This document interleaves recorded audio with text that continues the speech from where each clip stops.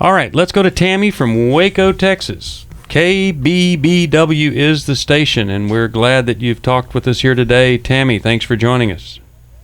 Thank you. I wanted to talk about forgiveness because Okay. me and my husband are both Christians, and he says I have a hard time forgiving and forgetting. Mhm. He's committed adultery, and I felt like I forgave him.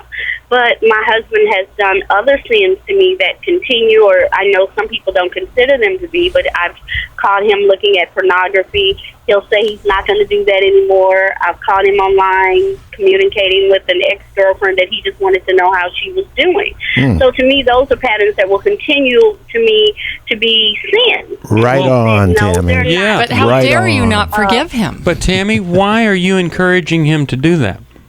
What do you mean, why am I encouraging him to do that? Well, if a woman catches her husband in adultery Yes. and doesn't require that he get help for the problem that caused that adultery, then they don't come back together and have an intimate connection.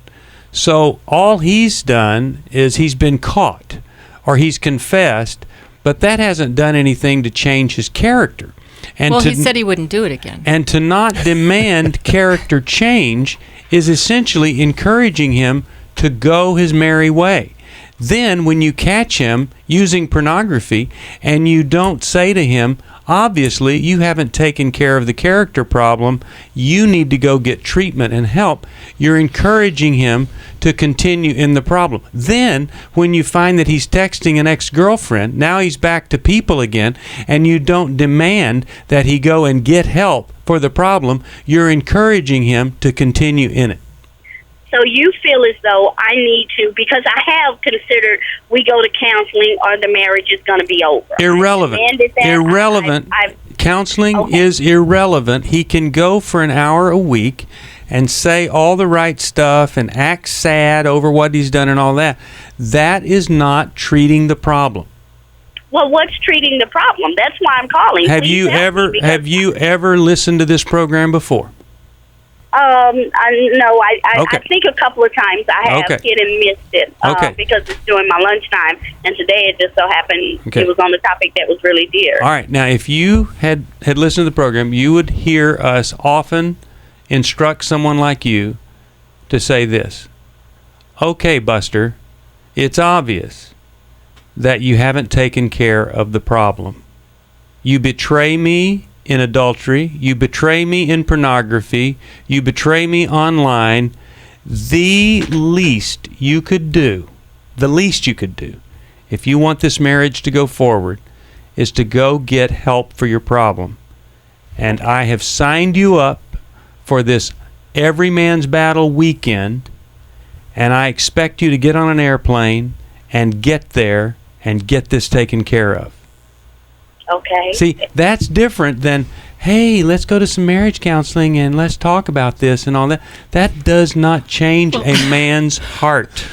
Okay. Marriage counseling is one piece of the puzzle. But for an Yeah. addict, But you you gotta have start- to take But care you've gotta of the start. addiction. That's You gotta right. take Be care of like- that first. It would be like this. If he was an alcoholic and he went to marriage counseling with you drunk, you wouldn't say that that had much potential to help, would it?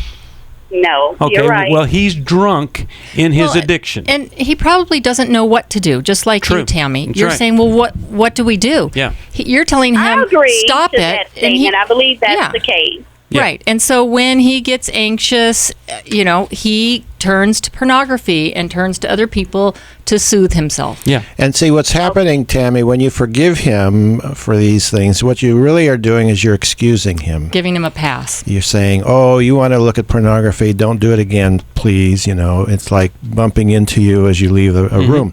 But this is bigger than bumping into you as you're leaving a room, because forgiveness, really, you want to see change in the other person when you do the forgiving. And I've taken it another step to say that excusing is actually encouraging Right. an It's addict. an invitation, do it to me Yeah. again. Joe, you had a Absolutely. thought? Well, he may even be sincere, Tammy, when he says, oh, okay, I feel bad. I got caught. I won't do it again. He can't not do it again. Okay. In some Okay. in some way or other. In some way or Yeah. other. Mhm. Right. Yes, because it's what he knows to do.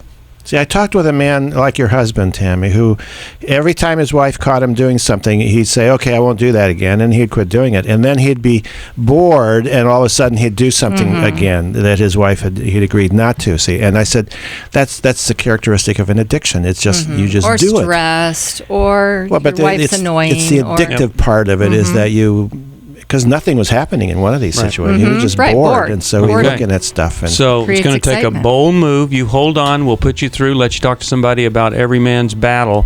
I'll send you the book, and we'll send you this free book on real marriage. But here is where you can't take this cancer, put a Band-Aid on it, and expect it to get better. It's not going to do it. All right, I'm glad you called, and some of you are listening now because God wanted you to hear that.